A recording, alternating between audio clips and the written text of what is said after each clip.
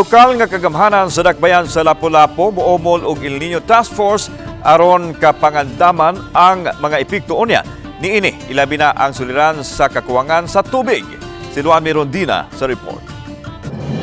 Bisan pa man sa nasinating kabugnaw karon sa panahon, apan matod sa pag-asa, nasinati na sa pipila ka bahin sa nasod sama sa Visayas ang epekto sa El Nino. Gani sa buwan sa Enero, anaa lang sa 38.0 mm ang gidaghanon sa tubig uwan, nga nabubo dinhi sa Sugbo o 28.1% sa naandang gidaghanon sa uwan o normal amount of rainfall. Duha na kasunod-sunod nga mga buwan nga menos ang nabubo nga uwan dinhi sa Sugbo ug sa ubang dapit sa Kabisayan. Base sa record sa pag-asa sa nasinating mga pag-uwan, ang mga dapit nga naka-color red nagpasabot nga way below normal rainfall amount o hilabihan ka menos. Samtang ang anaa sa color yellow, ang mga dapit nga below normal rainfall amount. Sa Kabisayan, ubay-ubay na ang mga dapit nga anaa sa color red ug color yellow. Actually, this is also one impact sa ato ang El Nino na pod.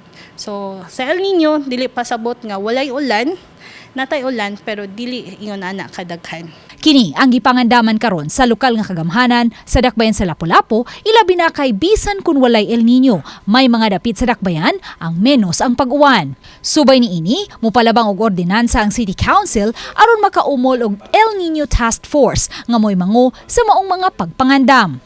Matod ni Nigel Banyasha, Crisis Manager sa Lapu-Lapu City, nga naka-draft na sila og contingency plan alang sa mga dapit nga menos ang tubig sama sa mga isla ug nahinabi na nila ang mga kapitan alang sa ipahigayong pagpangrasyon og tubig.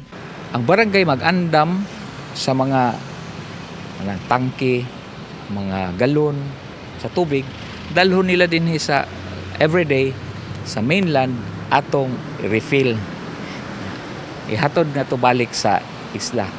Magbutang usab sila og mga rainwater catchment sa tanang mga pampublikong tunghaan. Kung adto pananglitan sa kaubyan, hakot kada adlaw sa katong bangka ato nila ipondo dito para sa community. Lakip sa pangandaman sa task force ang mga sakit unya nga motumaw panahon sa grabing kainit, ilabi na sa mga buwan sa Marso, Abril ug Mayo ug ang mga sunog nga posibleng mahitabo.